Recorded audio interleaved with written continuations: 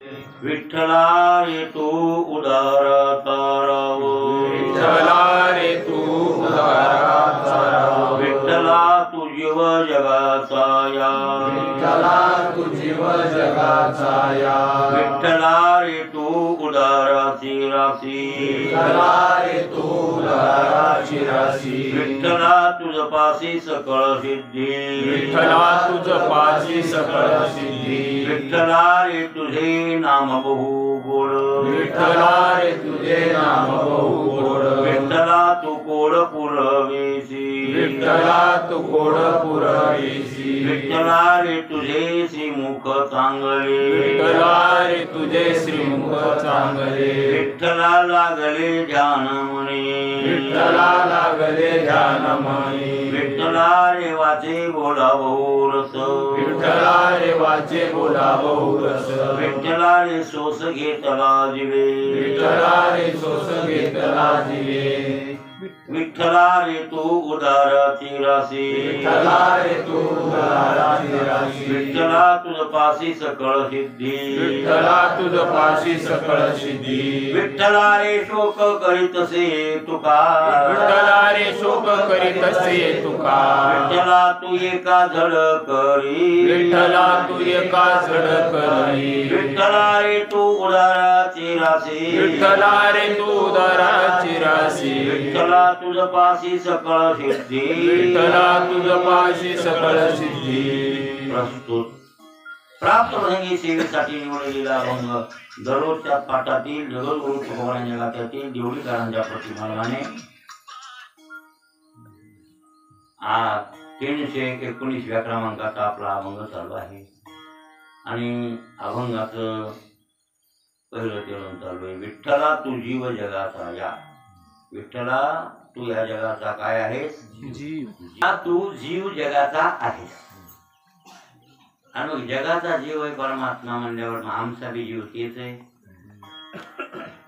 समोरच्या किड्याचाही जीव तेच. आपण बोलण्यात बरोबर आहे, तो वागण्यात बरोबर. माणसं बोलण्यात म्हणते जीव इथून तिथून म्हणते, तो म्हणते जीव इथून तिथून म्हणजे हे असे कळतं विचार आहे. तरी हे बोकड्याला मारल्याशिवाय राहत नाही पापी. सांगावं म्हणजे कसं जीव इथून तिथून सारखा म्हणल्या व्यक्तीचा आहे, बोकड मारावं भाकरी नाही पोटाला त्याला कळते ते नाही, कळत नाही त्याला.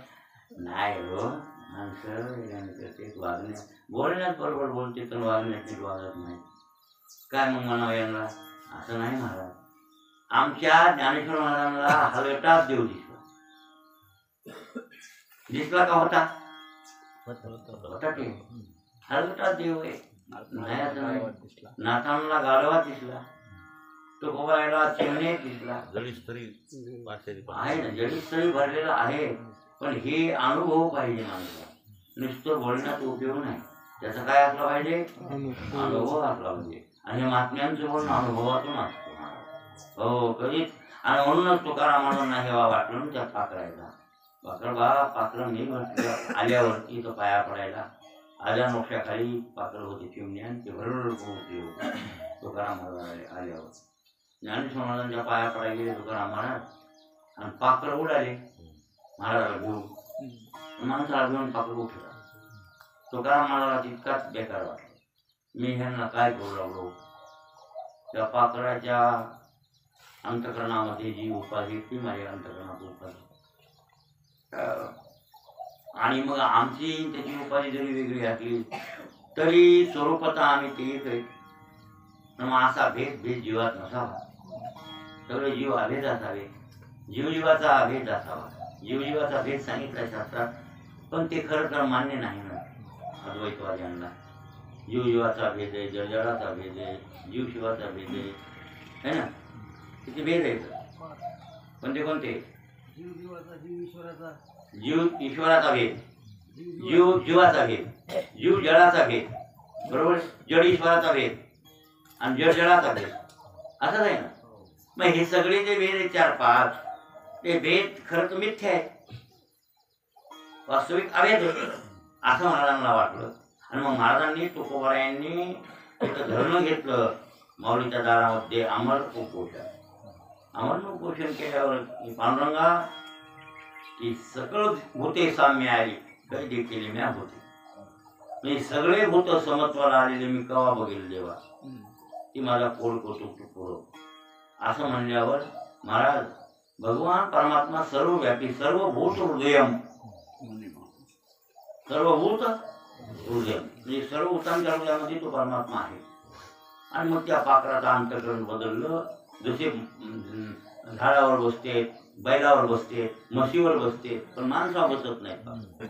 म्हशीवर बसते झाडावर बसते तर बरं झाड तर काय काही सोडून द्या पण बैलावर बसते. इकडून असं सिंग केलं तर तिकडं उडी आणते पण बसते तर सोडीत नाही. आपल्या अंगावर हा बसत नाही त्याला माहिती हे धरतोय म्हणून. बरोबर आहे की असं पाखराचं डोकं आहे ते डोक्याचं निघून गेलं. त्यांना लक्षात आलं की तुकाराम महाराज आपल्याला धरलं तरी मारित नाही असं त्यांना ते आणि कळालं म्हणला पाखरायला. आणि तिथून पुढे तुकोबारायांच्या अंगावर चिमण्या बसू लागल्या. महाराज कुठे जात असले तर त्या चिमण्या अंगावर आहे चाळून की अंगावर बसायच्या. महाराज गेले तरी भेट नव्हते पाखरं.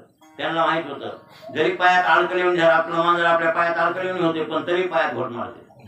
कळलं का त्याला माहिती आपला मालक मारित नाही आपल्याला. अशा पद्धतीनं ते सगळे जीव तुकाराम महाराज ऐक्याला आले. याला म्हणतात बरं काय विठ्ठला रे तू जीवात विठ्ठला तू जीव जगाचा हे अनुभव आला. तसं ज्ञानोबाला अनुभव आहे तुकाराम महाराजांना अनुभव आहे नामदेवाला अनुभव आहे म्हणून हे महाराज बोलायलेत ना. पण विठ्ठला तू जीव जगाचा आहे सगळ्या जगाचा जीव तू आहेस देवा असे जी बोलली ती श्रेष्ठ आहे. आपलं ते करू लागलं काल विठ्ठल पंथांना देहांत प्रायशी सांगितलं शास्त्राने. आणि मग तदनुसार विठ्ठल पंत आळंदीला आले. विठ्ठल पंतांनी रुक्मिणीला सांगितलं की मला देहांत प्रायशी सांगितले शास्त्रामध्ये की संन्यासाचा ग्रस्त झाल्याच्या नंतर तिथे लेकर तयार जर झाले असतील तर त्या संन्यासानं देहांत प्रायशी घ्यावं. त्यासाठी मी शास्त्राला अनुसरून वागणार आहे शास्त्राच्या विरहित वागणारा नाही. तस्मात शास्त्रम प्रमाणते कार्याकाळ व्यवस्थित. शास्त्र म्हणेल ते सांडावे ते राजेही न मानावे घेववी ते न म्हणावे विषय विरोध. विधी घे म्हणलं तर प्यायला हरकत नाही शास्त्र म्हणल्यावर. आणि त्याच्या जीवाचं कल्याण होत असतं. रुक्मिणी मी चाललो कुठं प्राणीच्या आता त्याच्यावर काही वाद आहेत. त्यांनी कुठं काय लोक म्हणतात त्यांनी देहांत प्रायश्चित केलं आपल्या इंद्राणीच्या गृहामध्ये वरी प्रसिद्ध भेटाला. कोणी म्हणतात जगाच्या पाठीवर काळजून करून गेले त्यांचा आणखीन पत्ता लागला नाही. पण काही चरित्रकारांचं असं म्हणणं नाही म्हणले ते गेला पूर्वस्थिती. नामदेवाच्या अभंगात असे वर्णन पूर्वस्थिती म्हणजे ते उत्तर भारतात गेले संन्यास घ्यायला ना काशीला तिथंच गेले प्रयागला.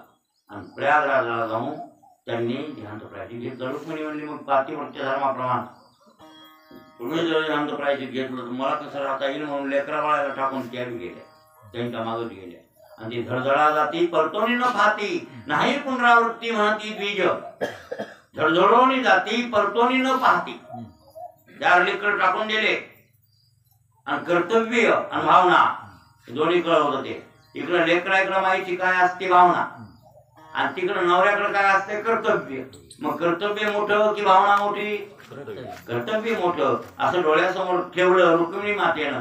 आणि विठ्ठल पंताच्या पाठोपाठ त्याही गेल्या. आणि त्याही गेल्या दोघांनी प्रायश्चित्त आणि त्रिवेणी गंगेमध्ये म्हणजे ते गंगा यमुना सरस्वती प्रयागराज तिथं या. आणि तिथं जाणाऱ्या प्राण्याला देहांत प्रायश्चित्तच काय. एरवी तेरवी कोणीही जरी तिथं जाऊन मेला तरी त्याला अधोगती होत नाही त्याचा उद्धार होतो त्रिवेणी संगमामध्ये. आणि जर देहांत प्रायश्चित घेतले किंवा देह अर्पण केला त्रिवेणी संगमावर तर शास्त्रामध्ये असं सांगितलंय की जिता भुक्ती मरणे मोक्ष तुझ्या तेरी ऐक्य परतरी सुख रूप. तुकाराम महाराज म्हणले जिता भुक्ती आहे मेल्या मुक्ती आहे. म्हणून त्रिवेणी संगमातलं मृत्यू वायदा नाही असं. आणि पुन्हा शास्त्राच्या अनुसरून म्हणजे शास्त्राच्या आज्ञेप्रमाणे अनुसरून देहांत प्रायश्चित घेतलं म्हणजे पाप झाले म्हणून. मग पुण्यवान झाले की कोण विठ्ठल पंत. आणि मग विठ्ठल पंतांनी देहांत प्रायश्चित. आता पुन्हा तिथून पुन्हा हे देहांत प्रायश्चित घेतलं निवृत्तीनाथ ज्ञानोबा चोपान काका मुक्ताबाई. मग माऊलीनं गोष्ट काढली दादा आपल्या आई वडिलांनी देहांत प्रायश्चित घेतलं त्याचा फायदा काय? आपलं मनोजीवन न व्हावं. निवृत्तीनाथ म्हणून लागले जावली ज्ञानदेवा, काय मुंजीवर गरज आहे? अरे मुंज हे ते हे कर्माचे संस्कार आहेत, ते बद्धांना आहेत का मुक्तांना आहेत? हा शिका सूत्र तुला गुंतला जमान तवरी तुला अनुश्रुतीदास.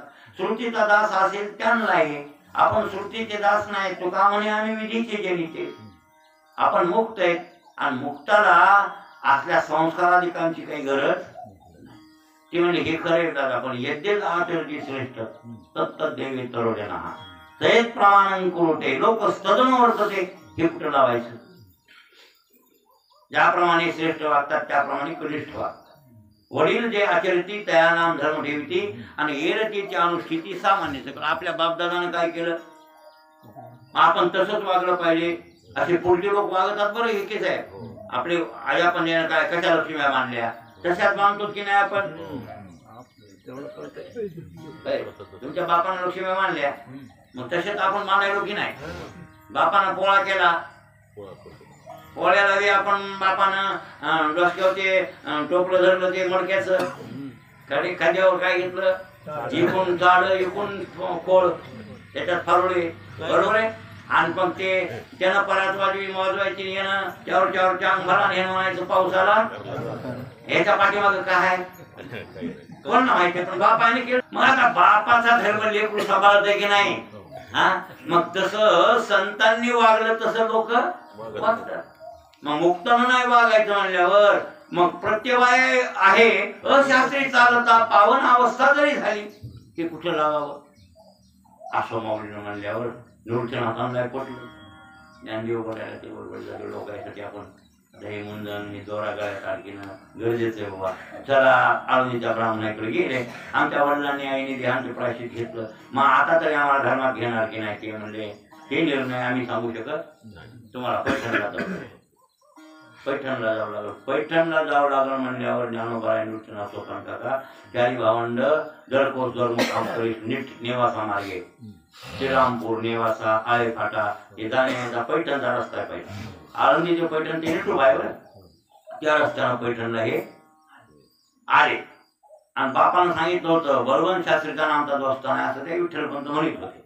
बळवंत शास्त्री मला त्या गावातले खूप चांगले ओळखीतात, चांगलं करतात शास्त्री.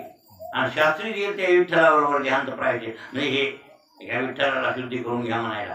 तर त्यावेळेस ते ब्राह्मण म्हणले होते की यांना ध्यानताशिवाय प्रायश्चित्त नाही. बळवंत शास्त्री नाही हो म्हणले. ते म्हणले होते बळवंत शास्त्री न्याय निष्ठुर आहे हो पण धर्म दयाळू आहे. न्याय कसा आहे? निष्ठुर आहे पण धर्म दयाळू आहे. मला वाटतं संन्यास कोण जरी चुकलं असेल त्याचं गुरु आज्ञानं त्यानं आणि गृहस्थ आश्रम स्वीकारलाय आणि 4 लेकरं निर्माण झाले. जरी झाले असतील तर शुद्धी काही प्रायश्चित्त द्यावं याला शुद्ध करून आपल्या धर्मात ती म्हणजे तुम्ही शोधून काढा कुठं प्रायश्चित्त असेल तर. आम्ही का नाही म्हणालो का? कोण म्हणले होते? धर्म मार्ग. आणि नेमके माऊली येणार त्या गावाला पैठणला ही चारी भावंड बरं काय. आणि त्या दिवशीच बळवंत शास्त्रीला ते प्रायश्चित्त सापडले. ते विठ्ठलपंत गेल्यापासून ते बामण म्हणल्यापासून रोजच ग्रंथ चालवू लागले. या ग्रंथात आहे का, त्या ग्रंथात आहे का, त्या ग्रंथात आहे का, सारखा आटापिट्टा ते करू लागले की कुठं सापडत आहे काही प्रायश्चित्त. आणि ते खूप खूप आता पैठणकरांना एवढे ब्राह्मण विद्वान आहेत पण त्यांना नाही सापडलं. आणि बळवंत शास्त्री हुडकू लागले. मग स्मृत्या स्मृत्या बकळ बरं भाऊ. खरं तर वाल्मिकाचा रामायण ग्रंथ स्मृती ग्रंथ आहे. महाभारत स्मृती ग्रंथ आहे. लक्षात आलं की नाही? श्रुती वेद अनुसरून श्रुती झाली. 6 शास्त्र आणि स्मृती ग्रंथ. मग स्मृती ग्रंथ म्हणजे महाभारत, रामायण, याज्ञवल्क्य स्मृती, गर्ग संहिता. लक्षात म्हणून स्मृती याचं नाव आहे स्मृत्या. नाही 18 पुराण वेगळे हो पण स्मृत्या वेगळ्या, स्मृती ग्रंथ वेगळे, पुराण वेगळे, शास्त्र वेगळे, वेद वेगळे आणि स्मृती ग्रंथ वेगळे. या सगळ्या स्मृत्या आहेत. आणि मग या ग्रंथात कुठे सापडत आहे का? नेमकं त्या दिवशी सापडणं. आणि आता मी जाणार त्याला माहितच नाही विठ्ठल गेला म्हणून. बळवंत शास्त्री पैठणात आहेत आणि विठ्ठल आळंदीत आहे. विठ्ठल गेल्या गेल्यात गेला आणि तिथून गेल्या गेल्या तिकडे गेला. कुठं तेव्हा काय फोन तरी होते का काय मोटारी होत्या खरंच गेले त्याला हुडकून आणायच्या वामनाला त्या संन्याशाला असं म्हणाय काही नव्हतं. मग काय मिळालं लागलं. बळवंत शास्त्री थकलेले कुबडे कुबडे झालेले. खूप त्यांचं वय 80-85 वर्ष वय त्या म्हातारी असं. म्हातारी मी तशी थकलेली त्याला नव्हतं लेकरू बाळ निपुत्री खोली ते. मी विठ्ठलाला लेकरासारखं समजलं त्यांनी किंवा एवढं वाचलं तर बरे संन्याशी असं वाटलं. लेकरा बाळाचा बाप आहे हो.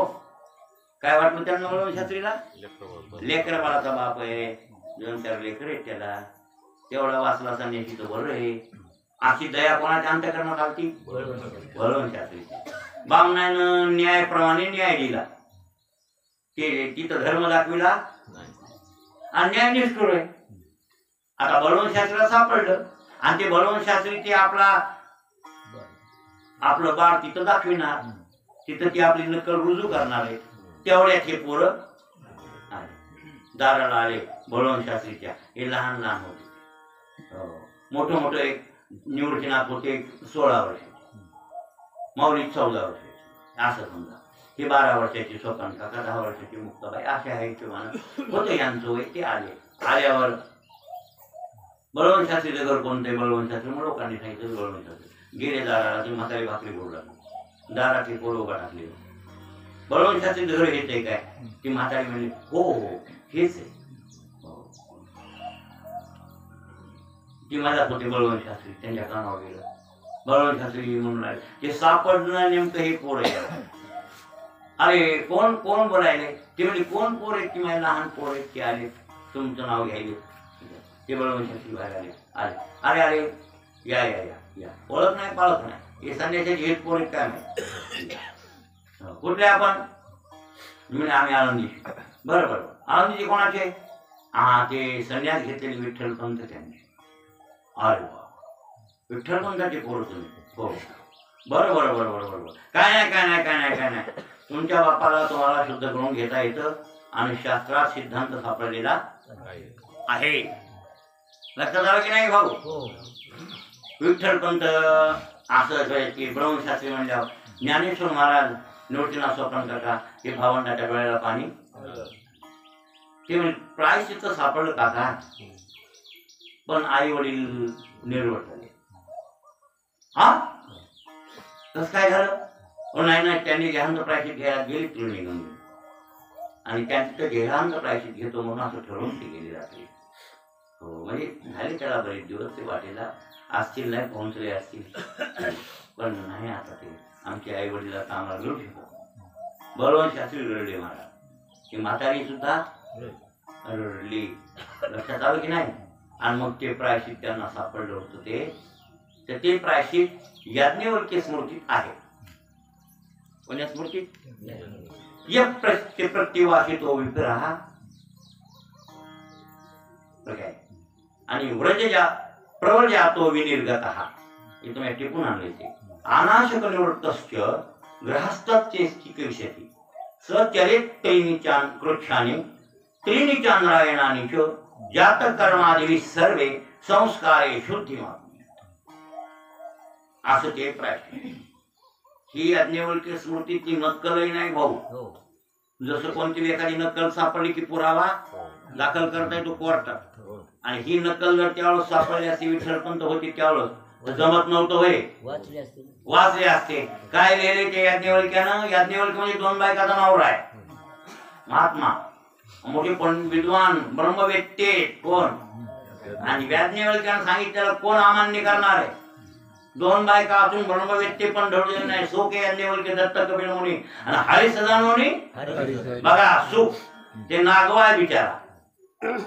त्याला कशाचाच परिग्रह संग्रह नाही. आता ते झाला ब्रह्मवेत्ता. याज्ञवल्क्य 2 बायका, संपत्ती, गाई घोडे म्हशी हे ते सगळं ऐश्वर्य आणि भलता लोभी कोण? हा त्याला कोणी सुतळीचा तोडा दिला तरी बांधून ठेवत होता. ते याज्ञवल्क्याचा स्वभाव काय? परिग्रह संग्रह करण्याचा लोभी स्वभाव. बरं ते याज्ञवल्क्य सुख दत्त दत्त भगवान दत्तात्रय, त्यांना कोणता परिग्रह संग्रह?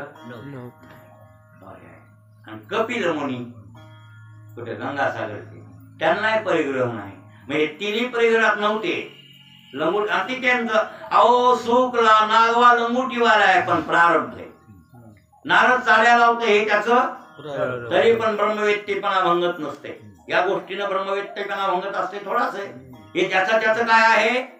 प्रारब्ध आहे. आणि याज्ञवल्क्याला 2 बायका करायचं काय आहे? प्रारब्ध आहे. तरी पण ब्रह्मवेत्ते पण मोडू दिलं का? सांगा. राजा जनकाच्या दरबारातल्या 1000 गायी त्या श्रंगार केलेल्या नेले की नाही याज्ञवल्क्या? आणि तिथं मान्य करावं लागलं सगळ्याला हे ब्रह्मवेत्ते कबूल करावं लागलं. असे याज्ञवल्क्य. आणि त्या याज्ञवल्क्याचं वाक्य हे यः प्रत्यवासितो विप्रः प्रवजातो विनिर्गतः. यः प्रत्यवासितो विप्रः प्रवजातो विनिर्गतः अनाशक निवृत्तश्च गृहस्थश्चेत्तिकेष्यति सचेत त्रीणि कृच्छानि त्रीणि चांद्रायणानि च जातकर्मादिभिः सर्वे संस्कारे शुद्धिमाप्नुयात्. आता ऐका, जर एखादा ब्राह्मण यः प्रत्यवासितो विप्रः, एखादा ब्राह्मण प्रवजातो विनिर्गतः, प्रवजा म्हणजे संन्यास, प्रवजा कशाला म्हणतात? असा त्यानं प्रवजा स्वीकारली. आधी प्रवजा म्हणजे संन्यास स्वीकारला, प्रवजा तो. आणि विनिर्गतः पुन्हा त्या प्रवजा स्वीकारून त्या आश्रमाचा त्यानं त्याग केला. काय मोह धरून किंवा आसक्ती धरून त्यानं जर त्या संन्यास आश्रमाचा त्याग केला, आता त्याला पाप झालं. संन्यासाचा पुन्हा ग्रस्त झाला, उलट झालं, त्यानं पाप केलं.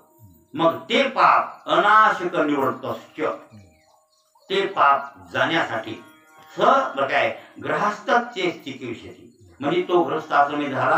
आता ते पाप निवृत्त करण्यासाठी काय करावं? याज्ञवल्क्य म्हणले सच्चरे त्रीणि कृच्छानि आणि त्रीणि चांद्रायणानि.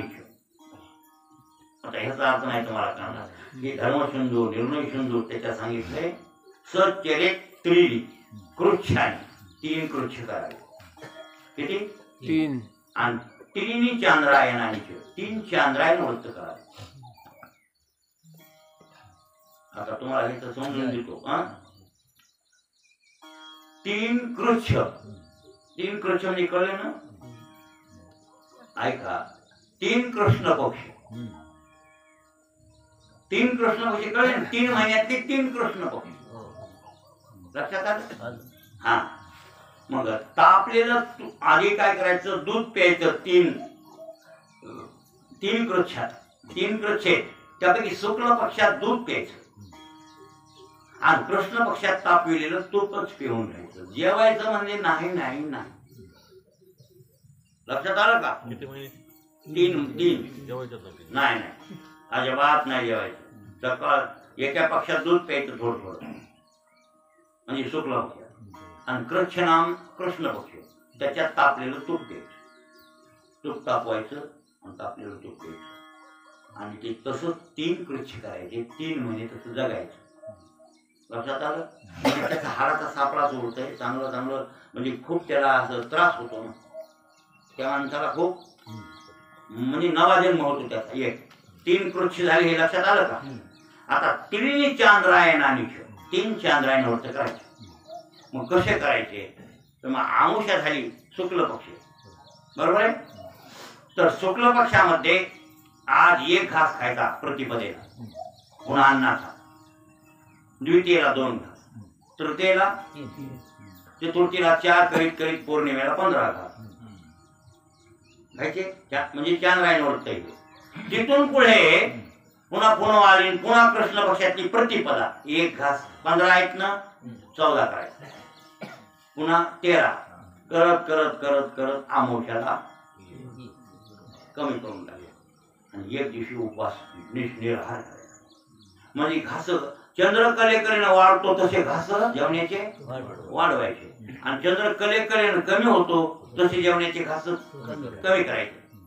अशा प्रकारे हे 3 चांद्रायण करायचे. 3 कृच्छ झाले पहिले. आमचं ती धर्मसिंधू सांगतो तुम्हाला.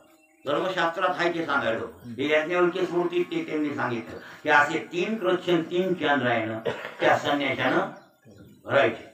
आता इतकं केल्यावर पुन्हा त्याचा पहिला संस्कार करायचा जातक कर्म.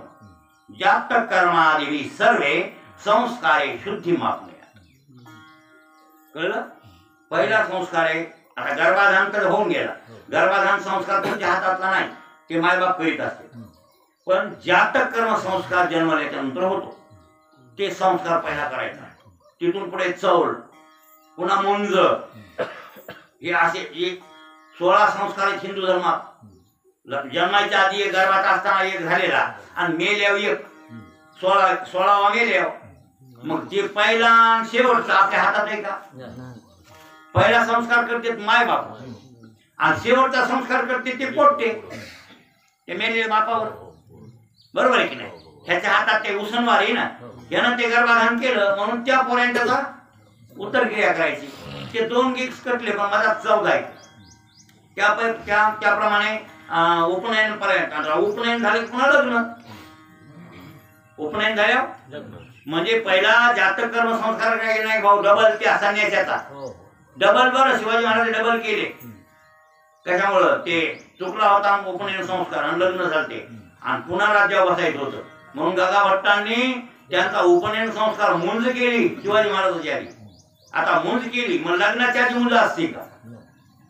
आणि हे जे 8 लग्न झाले तर मग आधी मुंज करावं लागली शिवाजी महाराज, आणि मुंज केल्यावर पुन्हा डबल लग्न लावावं लागले. त्याच बायका आहे सगळं झालं का 2, आणि पुन्हा सिंहासनावर बसविलं, आणि पुन्हा राज्याभिषेक केला. हे गंगा भट्टानं चुकलेले संस्कार बरोबर करून घेतले. लक्षात आलं की नाही भाऊ? असं करावं लागतंय धर्मात घेण्यासाठी. मग आपल्या शिवाजी महाराजांनी त्या वीराला धर्मात घेतलं होतं त्यावेळेला बरंच प्रायश्चित्त दिलं ना त्या ह्याला. म्हणला नेताजी पालकर. नेताजी पालकर. नेताजी पालकरला प्रायश्चित्त देऊन आपल्या धर्मात घेतलं नाही का? मग असंच करावं लागतंय. हे जाणवं घालताना बी, ज्याला जाणवं घालतं नाही, आता तुम्हाला मी म्हणत नाही, आणि तसं म्हणल्यावर तुम्ही घालणार नाही. नाही तर ज्यानं जाणवं आधा तरी घालायले, त्याला अंगाला गायचं शेण लावून हे करून ते करून बकल प्रायश्चित करावं लागतं. या पण जितके कुठाने करायला मला पारग लागल, आणि पुन्हा आणखी तुम्हाला मग बाबा नगर आहे नगर. बरोबर आहे की नाही? नाही तर खरं तर ज्याचा संस्कार चुकलेला आहे ना तुमचा, तुम्ही लहानपणापासून आहे का मुंज केलेली? हा, मग तुम्ही आधा तरी लग्न झाल्यावर पुन्हा आता मुलीला निघाले. व्हिडिओवर शिकरू आता का गेला? आता बोटवर खुर्यात मग खरं तुम्हाला भाषिंग नाही पाहिजे. पण आता तुमचे संस्कार उलटे झाले की नाही? आधी पहिला लग्नाचा झाला, पुन्हा आता काय तुम्ही मुलीचा. मग आता त्याच्यासाठी आणि गायचं शेण वगैरे हे लावून प्रायश्चित्त गंगेत बुडी बरं काय गायवर. पण एवढे कुठाने करायला एक तर आपल्याला वेळ कमी आहे. दिवस तुमच्यासाठी बरं ते घालता येईल, पण ते तुम्ही टिकणार नाही. तुम्ही तर मग धर्माच्या बाहेर न आम्हाला एवढा नाही काय बी नाही, पण कुठं मग एवढा आम्हाला नाही होत नाही बाबा. आज ते लोक भेटत आधी म्हणजे चांगलं वागायला भेट वाटतंय, बेकार वागायला काही वाटत नाही. हे शास्त्र आहे भाऊ, आणि शास्त्र आपल्या हिंदू धर्मातलं खूप क्लिष्ट आहे. तसं वागा. मग या संन्यासानं जर ग्रस्ताचा म्हणजे संन्यासाचा ग्रस्त झाला तर 3 कृच्छन 3 चंद्रायन कळले. आणि एवढे हे झाल्याच्या नंतर समोर काय हे प्रायश्चित्त झाले. हे प्रायश्चित्त आता पुन्हा जास्त कर्म करायचं. जास्त कर्म पुन्हा चौल जे काही संस्कार आहेत ते सगळे कुठपर्यंत उपनयन पर्यंत, आणि उपनयन झाल्यावर मग लग्न, आणि मग तो पापातून मुक्त. मग आता हे प्रायश्चित्त जर त्या विठ्ठलपंताला दिलं असतं तर विठ्ठलपंत वाचत होते की नाही? हा, वाचले असते. पण हे प्रायश्चित्त दिवस तर विठ्ठलपंत राहिलेच नाही. आता मग ते रडू लागले बळवंत शास्त्री, हे प्रायश्चित्त होतं पोर. आता पोरं तर त्या शास्त्राचे माय बाप आहे. बळवंत शास्त्रीच पुण्य म्हणायचं. त्या अवतारिक म्हणजे विष्णू महादेव आणि ब्रह्मदेव घरला आले. हे बळवंत शास्त्री कोणातरी जन्माचं पुण्य आहे. पण काय करायला पोरच वाटले त्याला. ते म्हणले बाबा आता झालं, वडील आई गेले, आता ते काही परतून येणार नाही, पण आमची मुंज व्हावी याबद्दल थोडीशी चौकशी करा, आणि आम्हाला मुंज करून आपल्या धर्मात घेतलेत का याचा विचार करा. चला बरोबर येतो. आले बळवंत शास्त्री, आले नमस्कार. काळे बळवंत शास्त्री काय नाही म्हणले, ते संन्यासी त्याला देहांत प्रायश्चित केले. आता त्याची ही मुलं आहेत, हे मुलं त्याचे काय, जरा लांब बसू द्या यांना. इतकं इतकं इटाणं तुम्ही लांब बसा म्हणल्यावर ते लांब, आणि यांना काय वाटत नाही. संतांना काय, खऱ्या संतांना काय वाटते, लांब काय जवळ काय, काय नाही लांब. हा बोला पोरो, काय म्हणायचंय, काय नाव आहे तुझं, ते म्हणजे निवृत्ती. बरोबर आहे. मग ते हाच्या पिकवीला काय लोक काय बापानं नाव पुढे द्या, बापू म्हणजे प्रवृत्तीवर जो नसतो तो निवृत्ती. आणि तसे नव्हते होई, तसेच होते घेऊ निवृत्तीनाथ म्हणले. हो हो पर काय नाव निवृत्ती, नशीची प्रवृत्ती मार्गी. प्रवृत्तीवरच तू नाहीस, नाही नाही म्हणले प्रवृत्तीवर नाहीच. हा बरोबर. दुसऱ्याचं नाव काय रे, ज्ञानदेव. वा ज्ञानदेव. तिसऱ्याचं नाव सोपाना. हे तर सोपान म्हणजे पाहुण्यावणी सोपा उतारा सोपा किती, हे पुलं दिसायला सगळ्या जगात आहे आणि होतेच तसे. आणि पोरीचं नाव काय, मुक्ताबाई. काय नाव पुढे व्यवस्था नाही का, आज काचू लागली. ती एक जण म्हणला नावात काय अर्थ आहे, नाव ठेवलं म्हणजे काय, नाव असं की करणे असते थोडी. आपल्या काळोबा कोळ्याच्या हलग्याटाचं बी नाव ज्ञानी आहे, आणि यांचंही नाव काय, नाव ठेवलं म्हणजे काय, ते ज्ञान नाही का त्या हलगटाला. आणि ज्ञानी होतं ते, म्हणजे यायला कुठं कळालं, ते उपाधीकडे बघू लागले. ज्ञानोबा आहे म्हणले, बरोबर आहे, त्याचंही नाव ज्ञानी आणि माझंही नाव नाही, ते खरं आहे. आणि ते मी एक आहे. ज्ञानदेव म्हणे तोही आत्मा माझा, आणि वेगळी आम्हाला या नाही, आमच्यात आणि त्याच्यात वेगळीच नाही, तोही आत्मा माझा. का विठ्ठला रे तू जीव जगाचा आहे, विठ्ठल सगळ्या जगाचा जीव आहे. हे अनुभव पणलाय माऊली. हे पोरगळे उच्च कुठेतून बोलते म्हणले, अनावरती हाल तिकडं. ते ज्ञान का कोळी जाऊ लागला का मी पकार घेऊ भरायला नाक घाटावून. तुम्ही नाक घाट बघितलाय, तिथून ते पकार घेऊन काळोबा नावाच्या कोळ्याच आहे ना, काळोबा हलगट गेला बरं. आता बामणं म्हणल्यावर मला आणलं हलगट, ते रिकाम पकडीचं हलगट आणलं. मग आता हे तू एकच ना, ते म्हणजे हो हो हे मी एकच. त्याचा चाबूक घेतला कोळ्याचा आणि एक चाबकाचा फटका हलगटावर. आता त्याच्यावर हाणल्यावर वळ माऊली लावू मारिता सोड माहिती पाठी तो ती वळ उठी ज्ञानदेव. त्याच्या पाठीवर चाबूक हाणला की वळ याच्यावर उमटल्यावर. आणि मग बामण म्हणले हे पोरं बंगाली विद्या शिकलेली पण ती हाय म्हणून त्या लोकांना संशय करा त्या बाम नाही ना. हे म्हणले बंगाली विद्या शिकलेली पोट्टे बघा म्हणले त्याच्या हाणलं त्याच्या उमटलं आणि होतं म्हणा तसं. अहो एक जादूगार होता म्हणून आपल्या गावात रामपुरीचा कोणतरी मास्तर, ही रामपुरी ती बारा म्हणतात. मला जुन्या काळात म्हणतात महाराज पण लय उघड करावं वाटतंय. काही नाही भाऊ, तुम्हाला कसं वाटतंय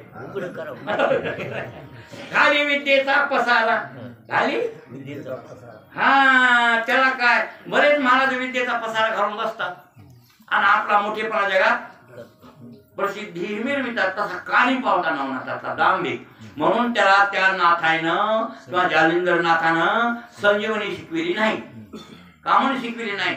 हे म्हणले हे दांभिक आहे आणि कोणाचे मेलेले मुळे उठवील बसले म्हणून ह्याच्याकडे हे ज्ञान देऊ नका. ओरिजिनल त्याला ओरिजिनल ज्ञान दिलं नाही, हे भाकर दिलं सगळं म्हणला त्या कानिपाला. पण अजून बी लोक त्या कानिपाला गुरु मानतात. इतक्या रसवंती आहेत त्या सगळ्या रसवंत्या जास्त नाव असतील तर कानिपनाथ रसवंती ग्रह श्रद्धा लोकांची कोणावर आहे. हा आणि पुन्हा असे आणखीन त्याने लिहिलंय त्या बोर्डावर कुठं नाव, ज्याशी असेल श्रद्धा भारी त्याशी वाटेल हा कानिपा मुरारी. ज्याशी असेल श्रद्धा भारी त्याशी वाटेल कानिपा मुरारी, म्हणजे कानिपा देव वाटेल अशी श्रद्धा कानिपनाथा कोणाची आहे, रसवंत्यावाल्याची सुद्धा आहे बरं. मग त्याचं कारण आहे की महाराज लौकिकात महाराज नटायचा नाद होता त्या काणी पण आणि त्याने ही वस्तू पुरलाय कोणता आगोळी विद्येचा. ह्याच्याहून काय बंद हे काय उद्धार होणार आहे का काय? अहो चांगलं वागलं तर बरं नाही तर नरक बी मिळतं ह्याच्यातून. महाराज अशी बंगाली विद्या या पोराकडे असं सिद्ध केलं कोणी? पैठणच्या ब्राह्मणाने बरं हे सिद्ध केलं. आणि अशी ही विद्या आहे म्हणून ज्ञानोबारायाकडे ही विद्या नव्हती असं नाही, हे सगळ्या ब्राह्मणाचे मार्ग आहे. तरी पण ही हे विद्येचा हे नाही केला त्यांनी. हे दाखविलं की मीन हलगट एक. आता चला मग ती काय ब्राह्मण म्हणले अहो ही विद्या आहे म्हणले. मग आता तुला वेद उच्चार करता येतो का? मावळी म्हणले हो वेद वाचता येतात मला. मग तुला वाचता येतात म्हणले हलगटाला वाचायला यावे ना. ते म्हणजे येतील ना त्याला बी. आता मात्र सुटीला लागले. आता हिला आगोरी विद्या नाही म्हणताय नाही. मग वाचायला लावली. म्हणजे ठीक आहे गेले हलगटाजवळ. हलगट मी पहिल्या जन्मातलं पुण्यवान योग उलट होत. ते मुकुंदराजाचा घोडा त्याच्या अगोदर ते अनामिक होता हरिजन होता ते हलगट. आणि आता माऊलीच्या हाताखाली आले ते हलगट. ते तीन जन्माचा योग भ्रष्ट ते. आणि माऊलीच्या हातात उद्धार आलं विचार पुण्यवान आणि ते हलगट. मग हलगटाजवळ माऊली गेली. माऊलीने विचारलं रामायला वेद उच्चार करतो याच्या मागून करू का पुढून? तटीला झाली माऊली. निवृत्तीनाथ म्हणले ज्ञानदेवा काही करू तुम्ही कसा तट करायचा नाही म्हणले त्याच्याशिवाय बामणाची घोड जिरणार. बामण त्याचा घमेंड आहे ना आमच्याकडनं कमी करायची जरा त्याच्यासाठी तुम्ही आता शांत राहा. निवृत्तीनाथ तुम्ही शांत बघू लागले. ज्ञानदेव म्हणले बोल. मग ते बामण म्हणले बोललो तर हलगट न जा पवित्र की वेदो म्हणून तोंडाकून बोललो. बामण म्हणले तोंडाकून बोलितो बा. माऊली म्हणजे तोंडाकून बोलितो. ठीक आहे कोणता वेद बोलू? ते म्हणजे ऋग्वेद. ऋग्वेद ज्ञान कांडे. कोणतं कांडे? ज्ञान कांडे ऋग्वेद. ऋग्वेद म्हणल्याबरोबर महाराज हात मस्तक असा त्याचा मस्तकावर हात ठेवले. ज्ञानदेव म्हणे बोल रे ऋग्वेद आणि ओंकार मूळ शब्द प्रणवाचा. प्रणवाचा ओम शब्द शुद्ध पहिला उच्चार कर ऋग्वेदाचा आणि सोडला. ओम गणानाम स्वाम गणपती हवा म्हणजे हो महाराज वेद खडखड खडखड आणि मग बांधण्याचे टोचं पाणी पडालं. ते म्हणजे माणसं नाहीत रे ते ईश्वर आवतात. ते माणसं नाही. तोंडात बोट घातलं. आश्चर्य येते की अद्भुत सोहळा अद्भुत सोहळा. हो अद्भुत रसाचा स्थायी भाव आहे आश्चर्य. बांधण्याला आश्चर्य म्हणजे नवल. नवलच वाटलं महाराज. कुठं हलगट वेळ बोलतंय? आणा रे आणा. श्याम भट माधव भट शंकर भट आपले बाळा आणा वेदाचे शुद्ध करून घ्या. हे हलगट बोलत नाही देव बोलायला. आणि देवाच्या मुखातले वेदे म्हणजे आपले अशुद्ध असलेले पाठ एका मुखातून काय होतील? शुद्ध होतील. कुठे चुका असलेल्या टीका करून घ्या शुद्ध करून घ्या. आणले बाळ आणि ते हलगट पूर्ण वेद बोलल्यावर त्याच्यातले शरीर मारू लागले. म्हणजे आपल्या ह्याच्यातले दोष असलेले ते निर्मळ करू लागले. आणि ते खरं तर ते ईश्वर येईल ना. आता ते हलगट बोलायला म्हणजे ईश्वर बोलायला आणि पांडुरंगच बोललाय ना. खरं तर हलगट बोलला म्हणजे कोण बोललाय? पांडुरंग बोलला. आणि मग ते वेद घड घड घड घड हलगट बोललं महाराज पूर्ण आणि सारखं. आणि त्यावेळेला त्यांनी शुद्धी केली आणि पाया पडले. आणि पाया पडल्यावर मग मग माऊली म्हणले मग आम्हाला शुद्धीपत्र येतात की नाही म्हणलं करायला. आता बामण काय म्हणते? नाही नाही येतो. तुम्ही शुद्धच आहे आणि आम्ही शुद्धीपत्र देणारे कोण? म्हणजे शुद्धाला शुद्धीपत्र देणारे आम्ही कोण? अशुद्ध आहेत आम्ही. आम्हाला कळलं नाही. आम्ही घमेंड मध्ये गेलो. तुम्ही ईश्वर अवतार आहेत हे आमच्या नाही लक्षात आलं. आणि आम्ही घमेंडमुळं नागवलो. अभिमाने नागवलो. आमची नागवणूक झाली फसवणूक झाली. आम्हाला कळलं नाही वेदाचा अर्थ. खरा वेदाचा अर्थ तुम्हाला कळतो. आणि तुमच्यासारख्याला शुद्धीपत्र आम्ही देणारे कोण? आमचा काय अधिकार आहे? काय लायकी माऊली? काय लहान लेकराच्या पाया आता पडायचे कोण? सगळे शास्त्री. पण तरी ते म्हणू लागले ज्ञानदेव म्हणे तुम्ही भूदेव प्रत्यक्ष दर्शनेची मोक्ष जड जीवा. माझ्यासारख्या लहान वयाच्या पोराच्या पाया तुम्ही कसं पडावं? असा ते निगर्वीपणा ज्ञानवारायांचा. ज्ञानवाराय म्हणजे नाही नाही नाही म्हणले बाबा तुम्ही तसं म्हणू नका. वयानं लहान आहे पण ज्ञानानं मोठे आमच्यापेक्षा. माऊली म्हणले आता तुम्ही आम्हाला शुद्धीपत्र नाही देणार म्हणजे आळंदीकर ब्राह्मण आमची मुंज करून घेणार नाही का? पुरावा तर पाहिजे ना. लेखापडीला किंमत आहे, तुमच्या तोंडाला काय किंमत आहे? तुम्ही लिहून दिलं 4 अक्षर तर ते मान्य करतील. त्याला काय माहिती हलगड बोललं का न बोललं, काय शुद्ध आहे अशुद्ध आहे काय माहिती त्यांना. म्हणून त्यासाठी तुम्ही आम्हाला लेखापडी द्या, थोडं सर्टिफिकेट द्या, हे मुंद करण्याच्या लायकीचे आहेत, तेवढं लिहून द्या. महाराज ते लिहून द्यावं लागलं आणि त्यावेळेला त्यांनी त्याचं नाव शुद्धीपत्र. ते शुद्धीपत्र फार सुंदर आहे, आमच्याकडे आहे ते शुद्धीपत्र. आणि ते मी शिकून घेतलेले महाराज पंढरनाथ शास्त्रीकडून शिकून घेतलेले. आणि त्यावेळेला ते ह्याच्यात आहे मला वाटते लक्ष्मण रामचंद्र पांगारकर त्यांच्या त्या चरित्रात ज्ञानवारांचे चरित्रकार बघ लोक गेले ना. सुप्रभा महाजन आहे, बंडोबा खरात आहे, विना गोसावी आहे, लक्ष्मण रामचंद्र पांगारकर आहे, महिपती बुवा आहे. संत चरित्रकार पुष्कळ आहे, पण एका चरित्रकाराचा अभ्यास करायचा नाही. अनेक चरित्रकारांचा अभ्यास करून कोणता चरित्रकार काय म्हणतो त्याचा निकष काढला पाहिजे कोणी अभ्यासकाने. त्याला म्हणते महाराज म्हणजे त्याचं मत काय येते, त्याचं मत काय येते, त्याचं मत काय येते, असा अभ्यास करावा की नाही करावा. हा एका चरित्रकारावर खरं म्हणून बसावं असं नाही. मग ते महाराज त्याच्यामध्ये असं वर्णन आहे काय, माग शुक्लेचे पंचम्याम सर्व चिन्नाम संवत्सरे ज्ञानेश चरणी युगुले सुरसेविते गोपदेवेन ग्रथितम शुद्धीपत्रम समर्पित.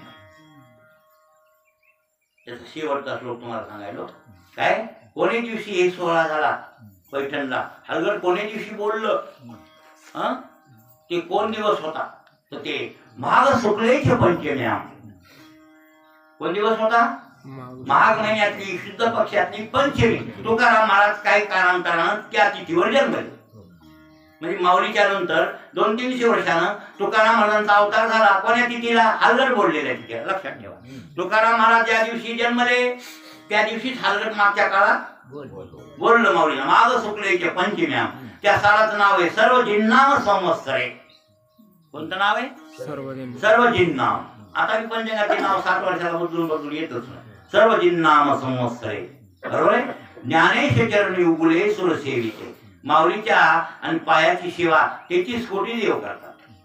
ज्ञानेश बरं काय चरणी उगुले सुरसेविते म्हणजे 33 कोटी सुरनाम देव ते सेवन करतात, त्यांची सेवा माऊलीची करतात. ज्ञानेश चरणी उगुले सुरसेविते. मग हे शुद्धीपत्र आम्ही दिले, कोण्या ग्रंथातून दिलं, कोणी दिलं? गोपदेवेन ग्रथितम. गोपदेव नावाचे एक पंडित होते त्या काळात, त्यांच्या ग्रंथाच्या आधारे शुद्धीपत्रम समर्पित. आम्ही हे शुद्धीपत्र यांना हे कायद्याप्रमाणे झाला आहे. ही नक्कल कशाची मिळाली? कायद्याची नक्कल मिळाली. आणि ज्ञानवारायांना नक्कल मिळाली. माऊली मग तिकडे पुढे गेली. आता ते पुढचा विषय मला सांगायची गरज नाही. मला सांगा, माऊलीनं एवढं सांगितलं त्या ब्राह्मणाला की देवा जरा अभ्यास करीचा. ह्या हलगटाची उपाधी बाजूला सारली. त्याची उपाधी शिंग आणि त्या हलगट हे नाव म्हणजे शिंग काना हे त्याचं रूप. हे रूप आहे बरं. शिंग आहे, त्याला कान आहे, त्याला पाय आहे, त्याला शेपूट आहे, त्याला काही हे असे काही गोष्टी, त्याला लिंग आहे. हे हे हे शारीरिक उपाधी. ही शारीरिक उपाधीचं नाव रूप. आणि हल्ल्या, म्हैसा, रेडा, टोंगा हे त्याची काय या उपाधीचे नाव आहेत. हे नाव आणि हे जर वरलं रूप बाजूला सारलं तर उरतंय काय? काय उरलं? देवच उरला की. हे तर बालू आहे, हे बालूच हे शरीर काल एक बाजूला सारलं. कान फान काढायचे सगळं बाजूला. आणि बालू हे नाव ठेवलेलं एक बाजूला केलं. आणि मग आता बालून बाजू ते मोठं बाजूला केलं काय उरलं?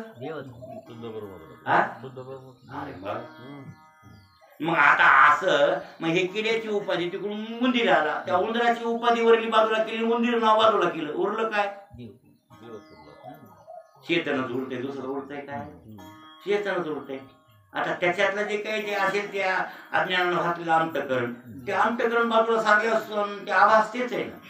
आभास म्हणजे कुठे असतं ते, आणि कुठे असतं ब्रह्मरूपच आहे. कळलं? म्हणजे विठ्ठला रे तू जीव, विठ्ठला तू जीव जगाचा. मग सगळ्या जगाचा विठ्ठल जीव नाही काही नाही भाऊ. हा बरोबर आहे. आता इथून पुढे नाही भाऊ फवारा घ्यायचा नाही. पण पोरायला लावून देऊन मी काहीच घेत नाही, पण पोरायला लावून देऊन ती समधी उपाधी बाजूला करून फवारतो आम्ही. महाराज एकंदरीत सगळ्या जगात परमात्मा धरलेला आहे आणि विठ्ठल जगाचा जीव आहे हे सिद्ध आहे. तुकाराम महाराज जे बोलायले ते चुकून बोलत नाही. लक्षात आलं? हो. अशा प्रकारे आणि हे प्रायश्चित्त जे मी तुम्हाला श्लोक सांगितलाय ना ते मनुस्मृतीत आहे. कुठला आहे? मनुस्मृतीतला आहे. आणि मनुस्मृतीतला श्लोक सार्थ पद्धतीनं सांगत होते आमचे शास्त्री महाराज. हा असे काही खरे महाराज होते ते. अभ्यास होते लोकांचे. जुन्या लोकांचे काय होते? अभ्यास म्हणजे अभ्यासच होता लोकांचा. आणि ते आमच्या डोसक्यात कसं आहे बघा, एक बार ऐकलं की मी जाऊ देत नव्हतो म्हणजे मला याला म्हणतात अंतःकरण कृपा. कोणती कृपा? ती महत्वाची महाराज. ग्रंथ कृपा, त्या ग्रंथकर्त्याची कृपा.